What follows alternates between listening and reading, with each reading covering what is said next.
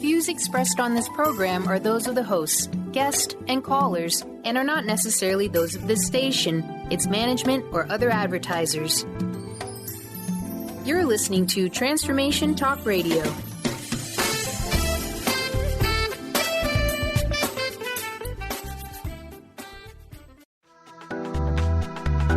This show's audio was via a Skype call.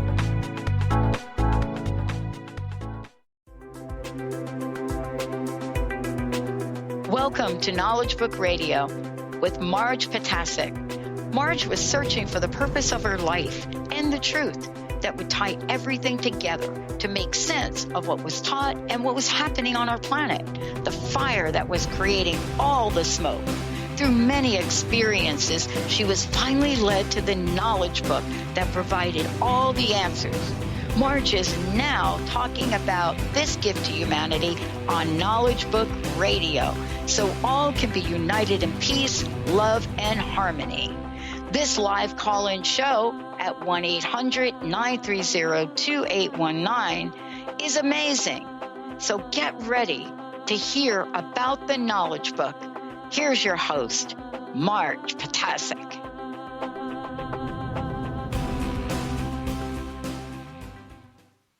Hello, everyone. I'm Marge Potasic, and you're listening to the Knowledge Book Radio with Marge Potasic on Transformation Talk Radio. So for the next hour, as we have been doing for the past year and a half, I guess, we will continue to cover some topics from the Knowledge Book. And this time we're going to be talking about magnetic fields. How are they formed? How do they interact? And how do I know what kind of a magnetic field I have? Okay. So in terms of magnetic fields, we're all familiar with, before we go on with the magnetic fields, I already forgot to mention our website, and that is www.usa.theknowledgebook.net. The main center World Brotherhood Union website is www.dkbdavidkiteboy-mevlana.org.tr. My own telephone number is 973-787-7035. Email address is mmjp Mary John Peter 99@gmail.com. So please do email me or text me with any questions that either arise from the topics that we are covering this week or from previous shows. And if you have a particular topic that you would like us to delve into or discuss or whatever, please do send them to us either through email or through text. I also have a WhatsApp account, so you can also do it that way as well. Okay, so now we go back to magnetic fields. So how are magnetic fields formed? When we look at the world and look at the physical example, magnetic fields are formed according to science by charges that are moving, by point charges that are moving, such as electrons. And they produce very complicated but also well-known and documented magnetic fields that depend directly on the charge of the point particle, the velocity at which it is speeding, and the acceleration under which it is undergoing. So, and then the magnetic field lines themselves form concentric line circles around a cylindrical current-carrying conductor, such as a length of wire. So if anyone remembers from their physics classes, if you have your thumbs up sign or thumbs down sign, if the current is running along, from the base of your palm to your thumb, to the top of your thumb, then if that's the electrical current, then your fingers will be pointing in the direction that the magnetic field is going. I have never forgotten this. But anyway, so this kind of a magnetic field is formed through electricity flowing through a wire. However, how are magnets formed? What is this magnetism, and where does it come from? Apparently, we have a natural substance, an iron ore called magnetite. It is naturally magnetic. It naturally automatically has their electrons aligned in a certain direction, and they have a magnetic field corresponding to that direction, and that magnetite, that iron ore, is known as a lodestone. And this lodestone can be used to magnetize other substances. Things like iron, things like steel can be magnetized by having this lodestone placed next to it for a length of time. Because once that something, that let's say an iron bar, is placed next to that lodestone, then that bar in that magnetic field that is giving a magnetic force then is able to magnetize that particular piece of iron, and then that iron itself then retains that magnetic field and is able to then also be used to magnetize something else. So they retain their magnetic properties once they have been magnetized.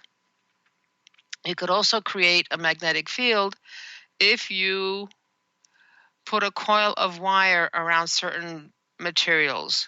And then when you put an electric current flowing through that coil, then again that creates a magnetic field. And this magnetic field will actually magnetize any kind of what are called ferromagnetic metals that are inside that coil. So if you want to magnetize a piece of iron or steel, if you surround that piece of iron or steel with wire and you run a current through that wire, then that will magnetize that piece of iron that's inside that coil. Now, of course, we know, and we've played with magnets when we were small, or we could still play with magnets now. Right now, there's like refrigerator magnets, right? So they also have like very weak magnets and they have very strong magnets. There was something that my daughter gave me. They're little piglets and they have they're tiny. They're maybe, 3/4 of an inch in length, but they're very, very strong. Now, you know what happens, excuse me, with magnets. If you put like poles together, they will repel each other. No matter how much you force those pieces of magnet together, you will not be able to get them together. However, if you put the opposite poles, meaning south with the north, then that automatically retract. And if they're very strong magnets, you'll have a hard time separating them.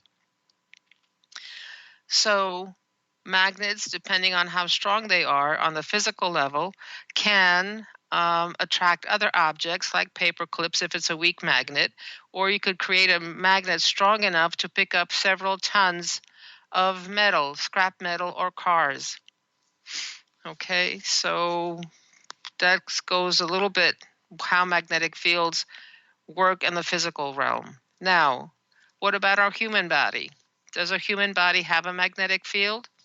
When you think about it, our body is composed of about 73% water at birth. However, once we become an adult, we drop the percentage of water in our body to about 60%.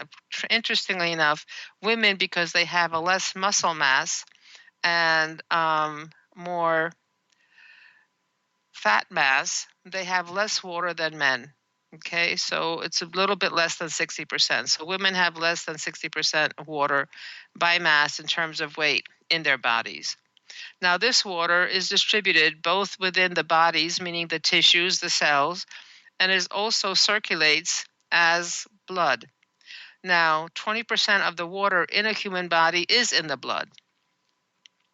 And blood, and of course water, and blood, which is what the water is, blood is composed of water. And of course, water has a charge. And when that charge circulates or moves, it produces a magnetic field. So if you think of our vascular system, our arteries and veins as wires, and as water being the electric charge running through those wires, circulating in our system, then of course, then the body then becomes a dynamo of sort, and then it produces a magnetic field also. Of course, it's a weak one, but it's still a magnetic field. Now, biomagnetism is what is called when the magnetic fields are produced by living things, especially the human body. Now, when we have a study called magnetobiology, is the study where magnetic fields are being applied to the human body, affecting some change in the human body.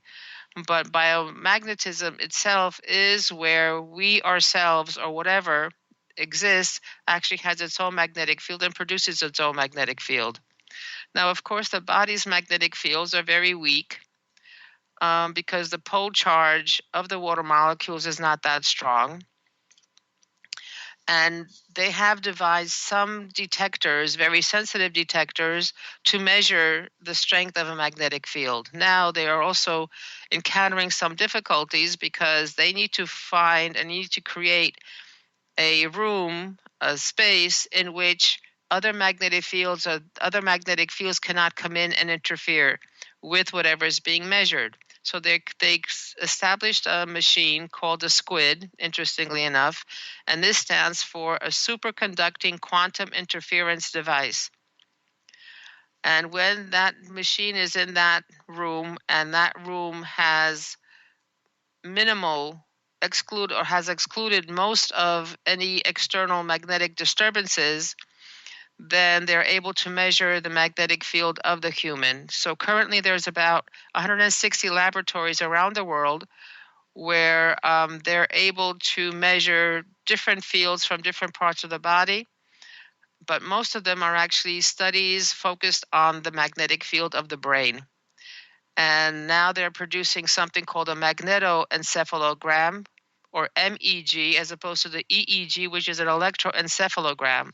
And this is, again, producing valuable new information about how the normal human brain functions and what it does and what kind of fields it produces. This is very interesting in terms of, in conjunction with this knowledge book studies, because it is through the knowledge book studies that we are exercising our brains and are attempting through our evolution to have higher and higher speeds of thought, and therefore to produce and have a stronger and stronger magnetic field and have brain power. Okay.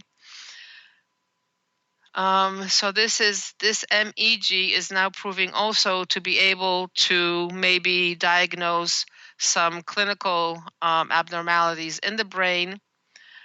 And it's a new window into how the body generally works, and specifically how the brain works. Now, of course, we all know, that a strong magnet will attract more and be more powerful than a weak magnet. Now, we also know that similar poles or same poles, north to north or south to south, will always repel each other. And opposite poles, north to south or south to north, will always attract each other. And the magnetic fields are actually cumulative. When you put magnets together, the magnetic field grows. And this is how huge magnets that are used to lift cars can then release cars. Now, we're talking positive and negative, meaning attractive or repulsive forces. So when they are lifting huge cars and tons of metal with a magnet, that magnet is formed by electricity flowing through that lifting device. And what they do is when they switch the electric current going from one direction to the opposite direction, then that attractive force becomes a repulsive force because that steel has now been magnetized, in which case the car is dropped. And it is placed where the control is specifically done on turning the magnetic fields back and forth so that the cars can be either picked up or dropped. Now, of course, when we are in a very strong magnetic field, those magnetic fields can also affect our bodies. And this, according to science, is being done in 3 different ways. You have weak currents that can be induced in the body. You could have electric charges that can be built up on the surface of our skin and hair. And also our body's voltage can increase. And that's why the field produces weak electric currents in the body. We've also had static electricity charge, right? If you're going along in a very dry atmosphere and you're producing static electricity, next thing you know, when you touch something, you'll have an electrical discharge, okay? So everything, every living and non-living thing has its own magnetic field, depending on how much energy it has.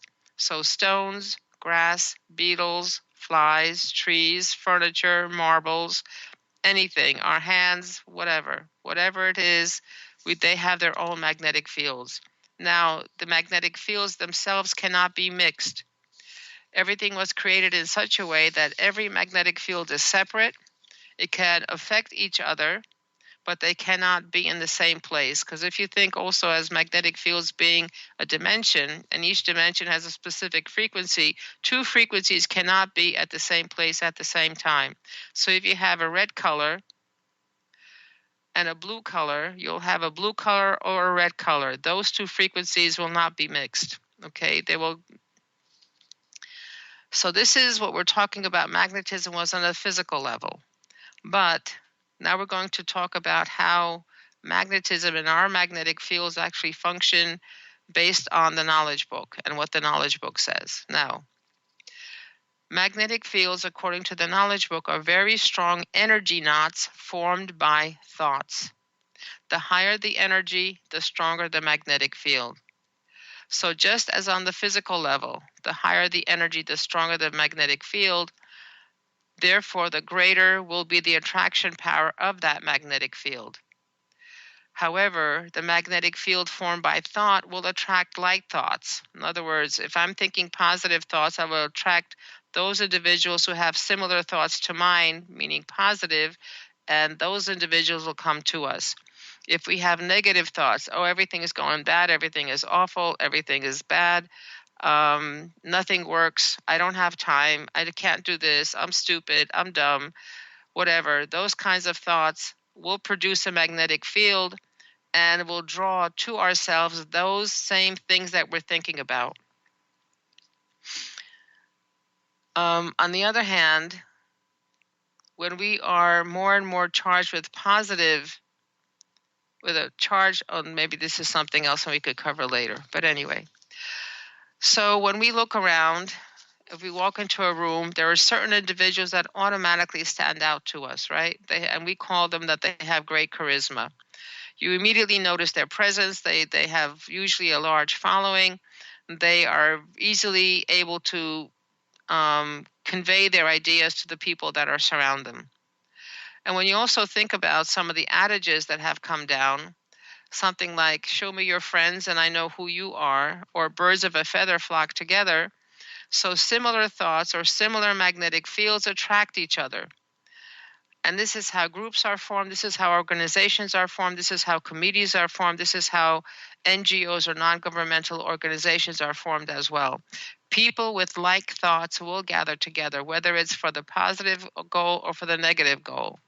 Whether it's political parties that are out to, or whatever parties or whatever organizations are formed for a positive aim or a negative aim, they will come together because those individuals are on a similar wavelength, and they come together because of that wavelength, because it is that magnetic field that they have formed that is then attracting others that are similar to them, okay?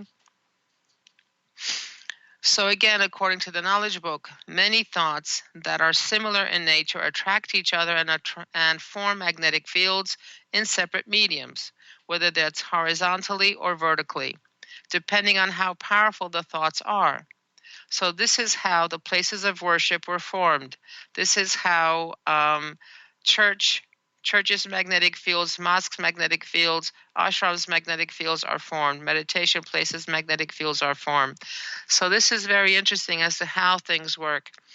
I went to Turkey back in 2010, and I met a gentleman from Poland and who had promised me to take me to a mosque, give me a little bit of a tour since he's been there, lived there for a while. So we went on our way to go to visit a particular mosque. Now, of course, we're going from point A to point B. So we're walking at a fairly good pace, and we're talking normally, street level sounds coming out of our mouths, walking down the street. Interestingly enough, that the split second that both of us crossed the threshold into the property of the mosque, both of us, our steps slowed down and our voices dropped in volume. It was amazing. Somehow that magnetic field that was formed of peace and tranquility in that mosque just kind of slowed us down, and our voices went lower. Now, we didn't notice this until further on in as we were walking, and then I was surprised, my goodness, what are we doing? We've slowed down, and our voices are lower, okay? So this is the kind of effect that magnetic fields have on us fairly quickly, okay?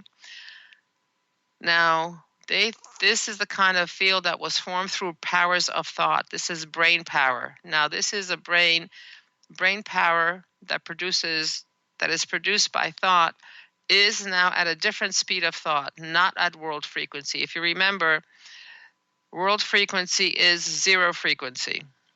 So this is where we all start from. Now, there are also magnetic fields that are formed in the atmosphere from all the thoughts of the humans, whether positive, such as love, such as tolerance, such as acceptance, such as the thoughts of angels, etc., or whether those thoughts are negative, like anger, like jealousy, like hate, like fear, like discrimination. So those magnetic fields are formed, and these horizontal magnetic fields attract those consciousnesses that are on a similar coordinate. Now, okay, I've often heard, and I have often had the question, so what is a coordinate?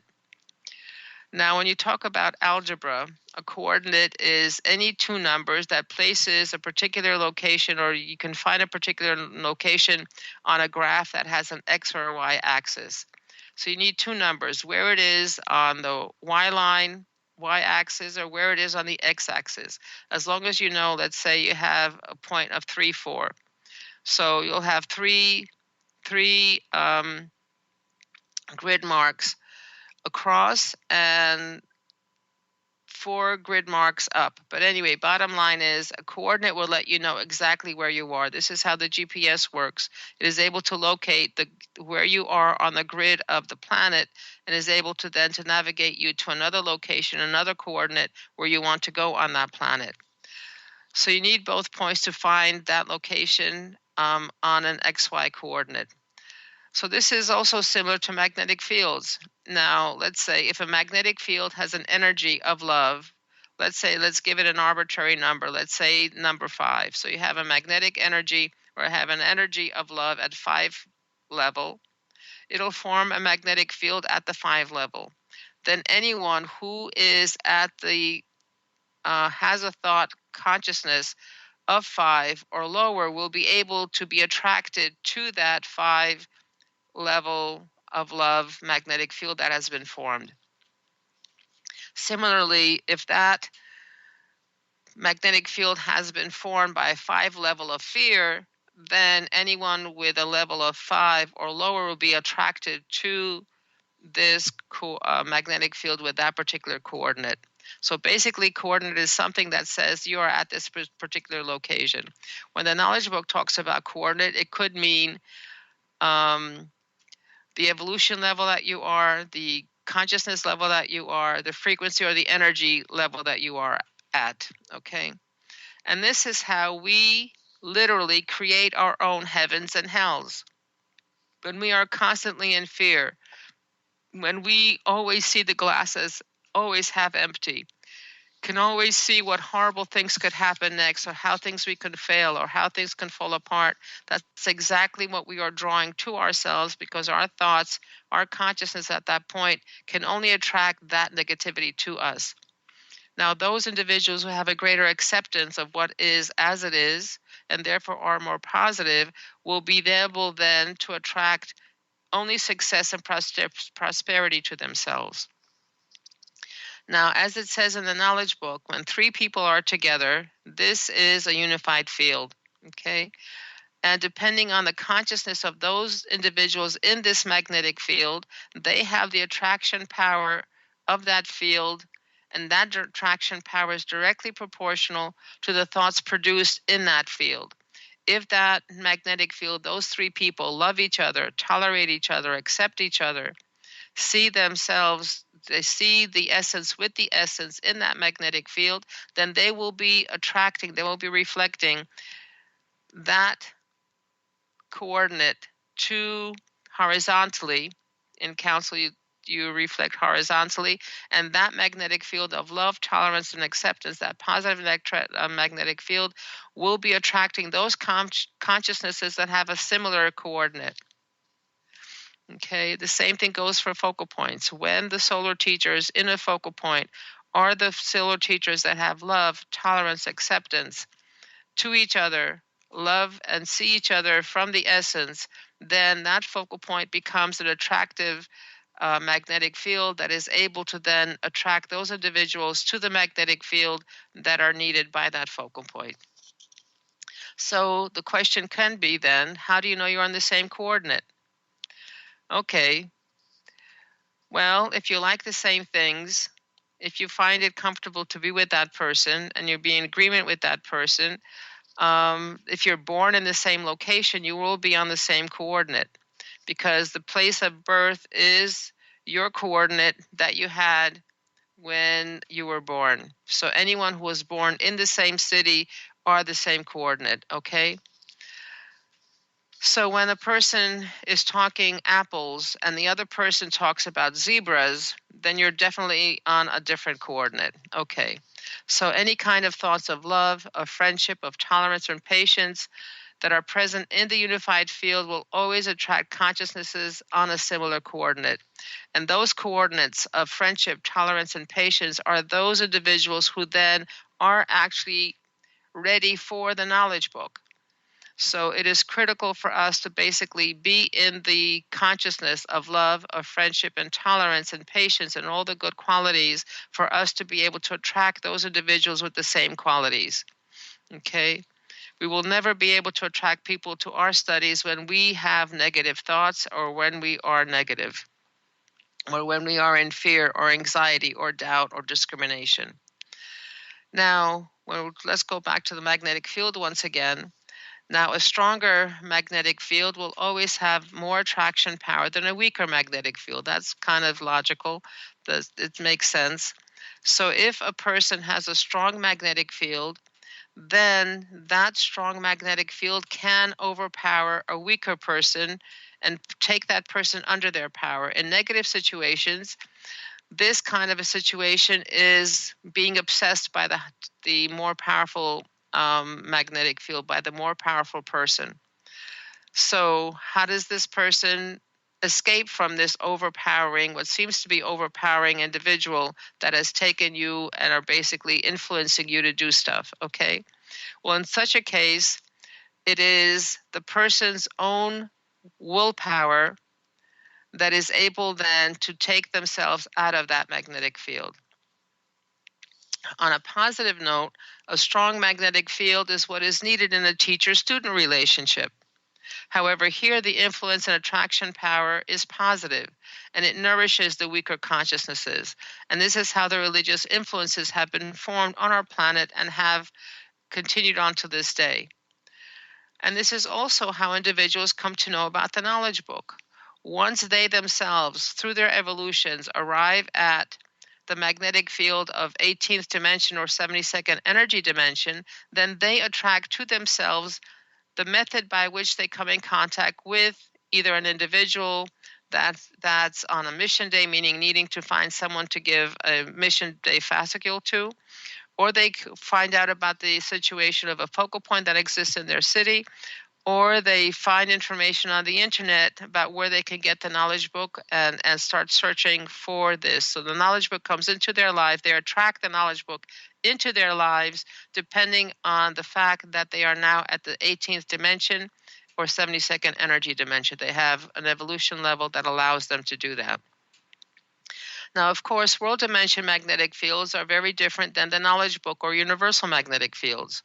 They're completely different. Chaos, examinations, and problems exist in the world magnetic field. And when you are in a world magnetic field, this will always fluctuate and fracture your universal magnetic field. So how do you get a strong magnetic field? You get a strong magnetic field when you have a conscious belief in the programs and do as the suggestions guide us to do. Okay? You need to be at an evolution level of at least 72nd energy and 18th dimension evolution in order to be able to be attracted to the knowledge book and gain entry into the knowledge book studies. So world thoughts such as negative thoughts, such as worry, such as anxiety, anger, discrimination, uncertainty, doubt, all of these will always drop you to the world frequency and disconnect you from the universal magnetic field. And this will always take you into the world of chaos and away from the tranquility of the universal magnetic field. So, as you may have noticed, more and more people are able to communicate with each other non-verbally, meaning not through telephone, not through spoken word. They're able to telepathically communicate with each other. They're able to know who's going to be calling, or that something has happened to someone else on the planet, or they're able to see things they couldn't see before. So this is the phenomenon that's produced by the fact that our channels have been opened, and those channels connect to certain dimensions or magnetic fields. Now, every person comes from their own particular dimension. And that dimension, when the individual is connected through their channels to their own dimension, those are the mediums. Those are the individuals who are able to bring in knowledge from their own dimension to the world dimension. And these could be the world leaders. Those could be the individuals who come in with specific teachings from a specific dimension. These could be the spiritual leaders. These could be the world leaders. These could be those individuals who have a particular message to give to the rest of the planet. However, no matter how high a dimension they are getting the knowledge from, the frequency of that dimension will not be the knowledge that is being given. The frequency at which the knowledge is being given is not the frequency of their own dimension. Right now, there's a program in place that basically all the knowledge, no matter where it comes from, no matter how high a knowledge it may be, no matter how high the frequency of that knowledge is in the dimension that it exists, when it comes and is being transmitted by that individual, that knowledge is coming in only at the 72nd energy dimension or the 18th dimension, which is the entry level of the knowledge book.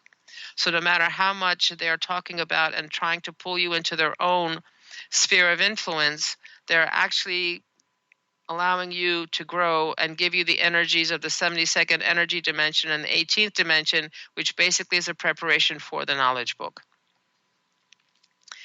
So in order for us to have a strong magnetic field, our world or our dimension channels need to be closed and our universal channels need to be opened. That's the only way that we could have a truly positive magnetic field that is strong. So how do you do this? How is that actually accomplished? Number one, for us to be able to be connected to the universal channels, connected to the system, we need to be connected to join a study group. That's a council, that's a totality of 18, that's being a petal in a flower, that's being a petal in a flower in a totality of 18. This is also focal point studies. So when those individuals are connected to the study programs, they are then given, okay, and you need to follow the guidelines. Now, why are those guidelines given? My favorite question is, why are there, or the question that I get a lot of times is, why all these rules? Why all these regulations? What's going on? I don't like all these rules. It's too rigid. And of course, what I usually do is ask, okay, so why do we have stop signs? Why do we have gun laws? Why do we have traffic signals? Why do we have traffic laws? Why do we have any of the laws that we currently have on the books? It is basically to protect ourselves from ourselves. So I don't know if you remember what the Keystone Cops movies used to be, where there were no stop signs, no traffic regulations, speeding laws, seatbelt laws, everything. It is chaos and nobody knows which direction anybody is going and all kinds of accidents happen. So the laws are there to protect ourselves from ourselves and to enable us to be able to grow in a direction that we need to grow to be able to be safe and to be able to be productive humans, okay? Now, so how do we connect to the universal channel and not our world channel and our own dimension channel? Number one, join a study group and follow the guidelines. Again, join and follow the guidelines, okay? So those guidelines are given specifically to help us to be connected to the Knowledge Book Universal Channel, or what the Knowledge Book is calling AS.6.1 channel, okay, the AS61 channel. When you write the Knowledge Book, when you're doing the reading program, these two programs help us to get connected to the Knowledge Book magnetic field.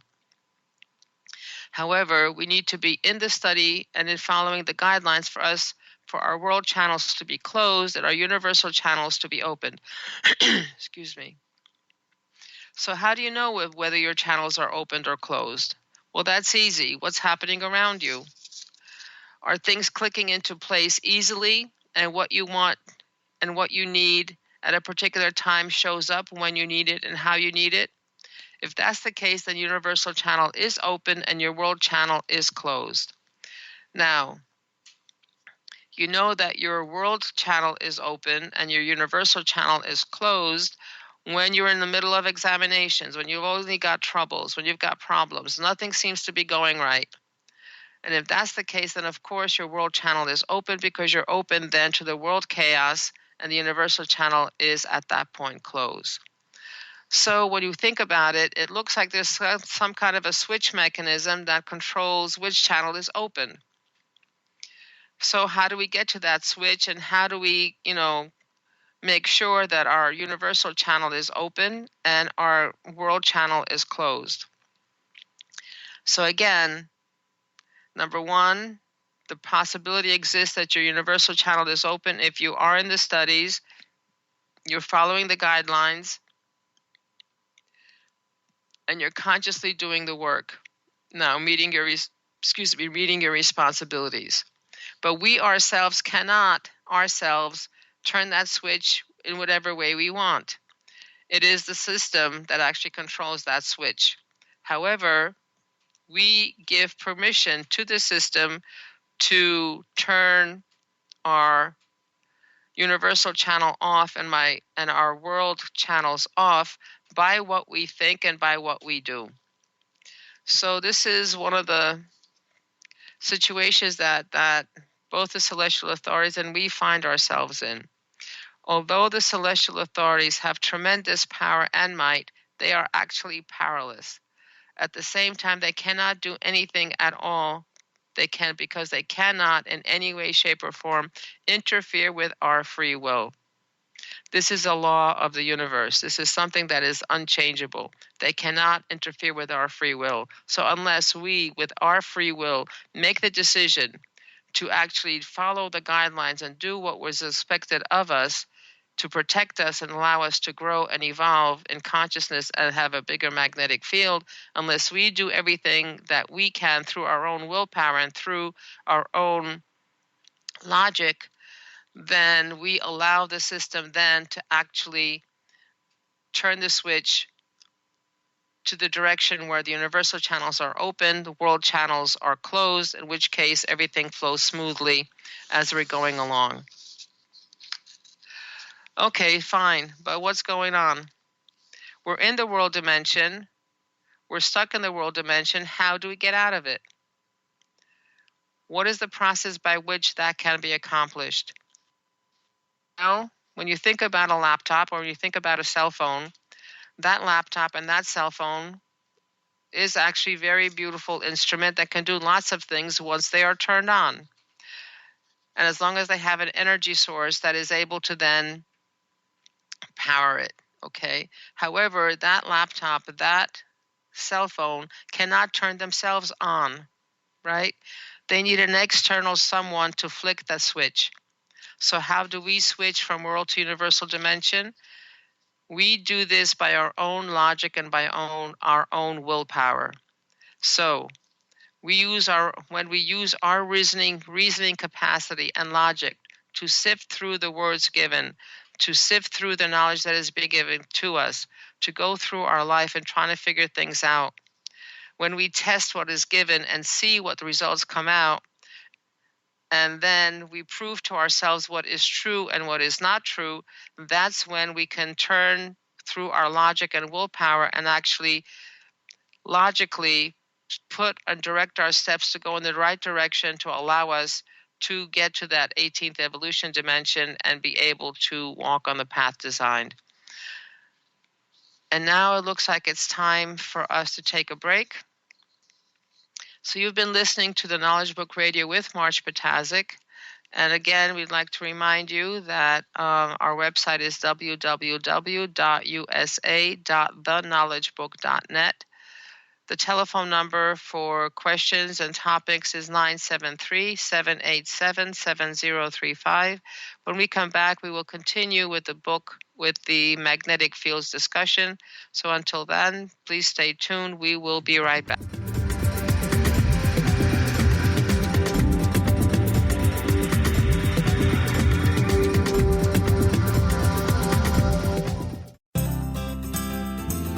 To find answers to life's questions, you need to look within yourself. Dr. Glenna Rice brings your questionable conversations on Transformation Talk Radio each month. Tune in each month for insight into how you can live up to your full potential. Dr. Glenna is a physical therapist, certified Access Consciousness, and Access Body Class facilitator. How does it get any better than this? For more information on Dr. Glenna Rice and her work, visit glennarice.com. Gifted intuitive healer and spiritual teacher Sarah Luce brings her unique style to the hit show Small Steps, Big Breakthrough Radio on TransformationTalkRadio.com. Tune in each month as Sarah turns reality on end and shows us how to experience expansive results with simple yet powerful steps. Expect an enlightening bend on what you currently believe is possible. For show details and upcoming topics, visit sarahluce.com. That's SARALOOS.com. What is a brilliant culture, and how do we create them? Why are they important?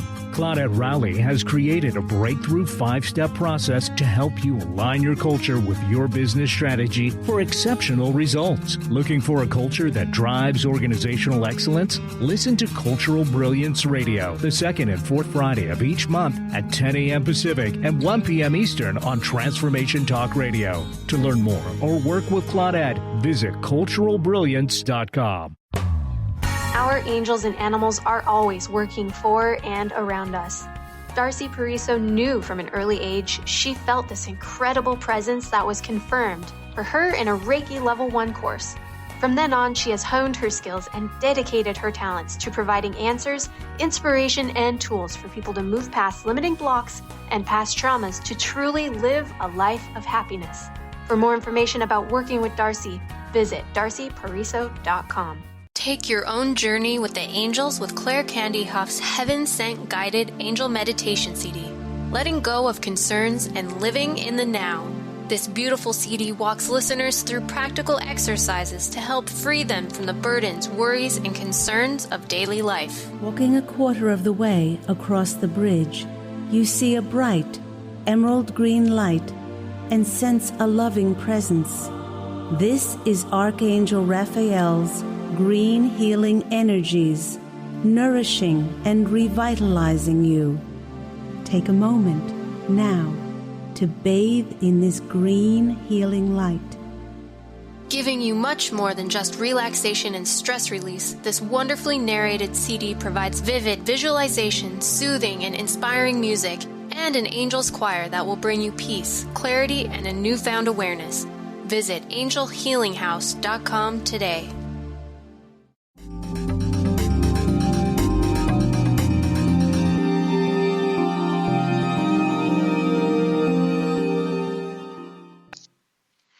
Okay, and we're back on the Knowledge Book Radio with Marge Patazik on Transformation Talk Radio. So again, our website is www.usa.theknowledgebook.net. It contains lots of useful information about the studies, about the reading program, about the council program, about the Totalities of 18 program. You can find the location of focal points on the website as well. In terms of getting in contact with us here, it's 973-787-7035, or email is mmjp99@gmail.com, maryjohnpeter@gmail.com. This is for questions about the topics on the show, suggestions for the topics on the show, any comments that you would like to make, or again, questions, suggestions. 973-787-7035 and mmjp99@gmail.com. Okay. So we've been talking about magnetic fields in the past 45 minutes or so, and we will continue on that topic. So first of all, we talked about the physical realm, the crude matter forms, that magnetism is basically a natural substance that has a force field and that can magnetize and that can also charge different metals and make them magnetic as well. And those magnets formed by other magnets, they also have the same characteristic as the magnet that it was magnetized by. Magnetic fields, of course, are strong and weak depending on the force and depending on the energy of that magnet. Magnets of the same pole repel each other. Magnets of dissimilar pole attract each other. Okay.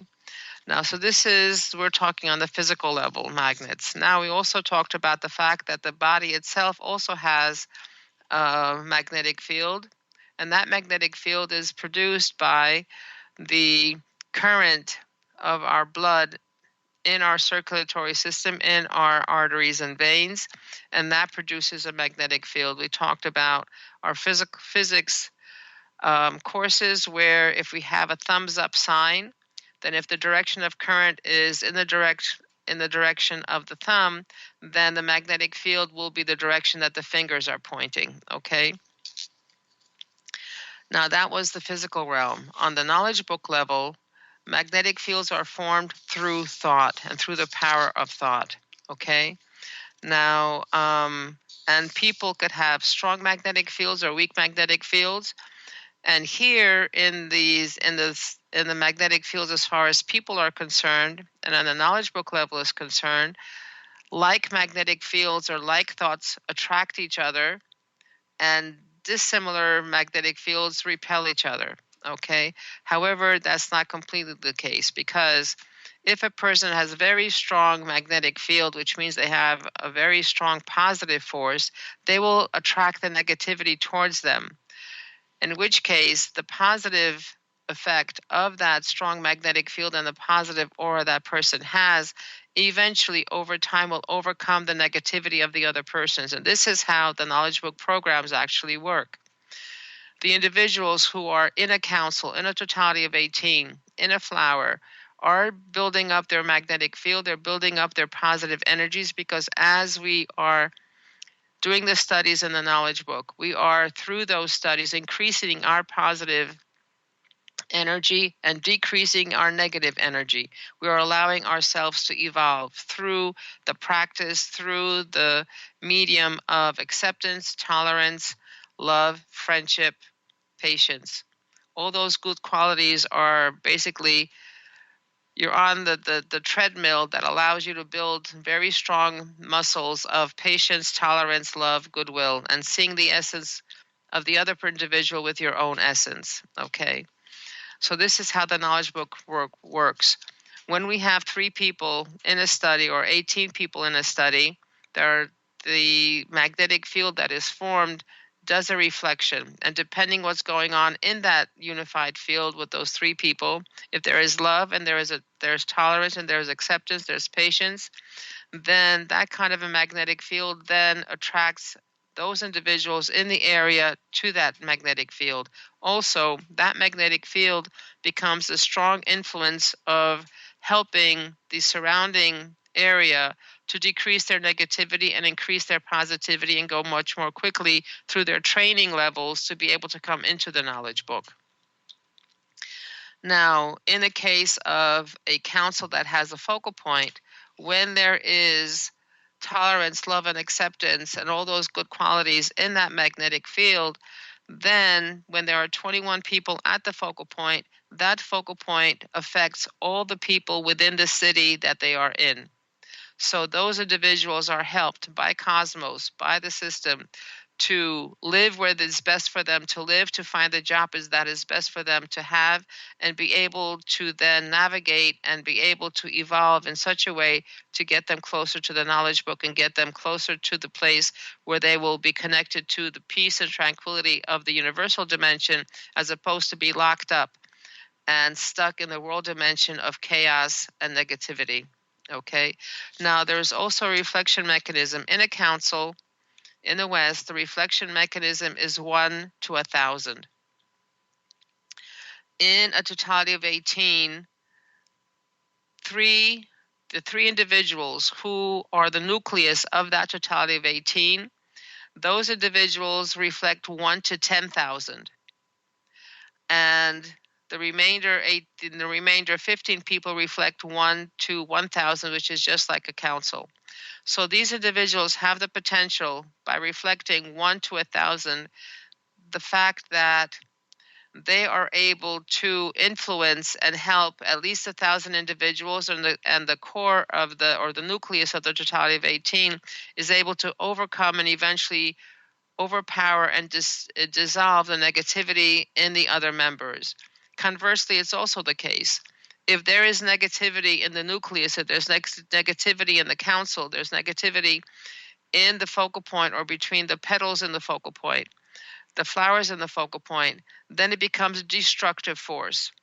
So it is very critical for everyone to be able to be conscious of the fact that always positive thoughts and positive reactions come into play and into force. And that will always allow you to have a strong magnetic field, to always be connected to the universal dimension, and be able to successfully and easily walk on the path design, okay, and get us to the next higher dimension and the level of a genuine human, a real human, and go back home, literally go back home. Now, what happens if, let's say, you need to go places or do things, and then how are you going to function in, let's say, in places where different teachers are, or different music is playing, or what is going on? So in that case, it depends how strong your magnetic field is. If your magnetic field is strong because you are a positive individual who has no worry, who does not discriminate, who is able to accept everything as it is because it is, then you have no worry. You can go anywhere and do anything, and you will be only attracting to yourself that individuals and be in those places that will be conducive to you to do your mission. However, if you're constantly worried, constantly in discrimination and differentiating people from people and saying this is good, this is bad, this is indifferent, this is good, I like, I don't like, then if that's the case, then your magnetic field is going to be weaker. The system will not be able to close your world channel, and you will be constantly in the world dimension, and you will be also always in chaos. So it is up to us completely. Now, in order for us to have conscious belief, we really do need to test things out.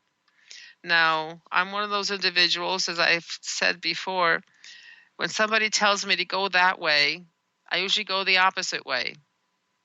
I say, usually, watch me. Okay, don't go there. And I go, watch me. I go by and I go in the opposite direction. I do not take what people tell me as the truth until I test it out.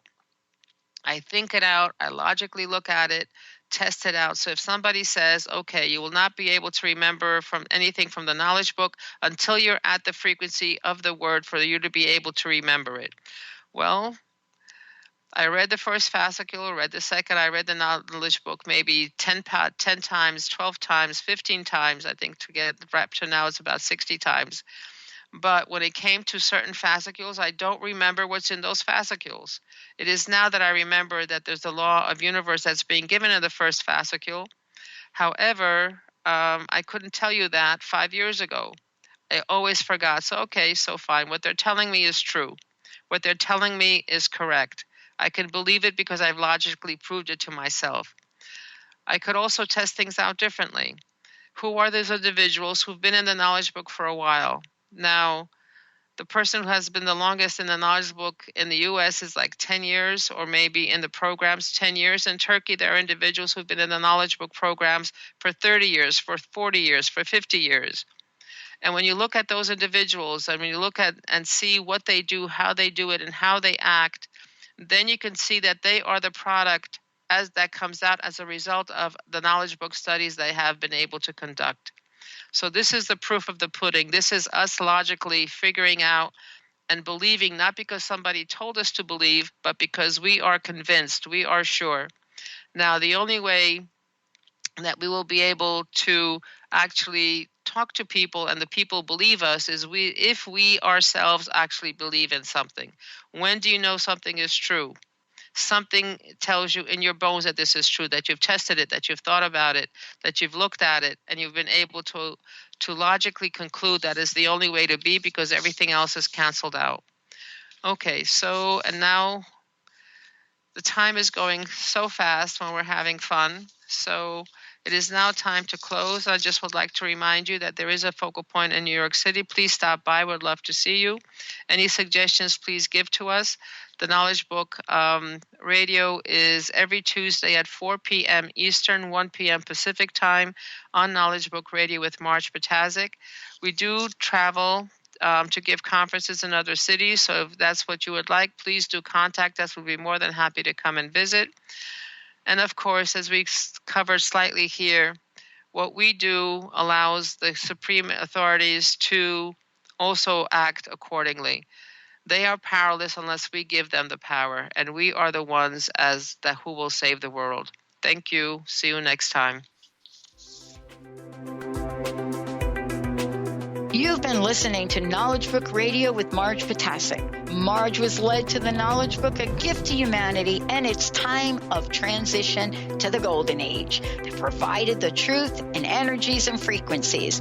Now, she shares information from and answers questions about the Knowledge Book with you each Tuesday at 1 p.m. Pacific, 4 p.m. Eastern on TransformationTalkRadio.com. For more information, visit Marge at usa.theknowledgebook.net.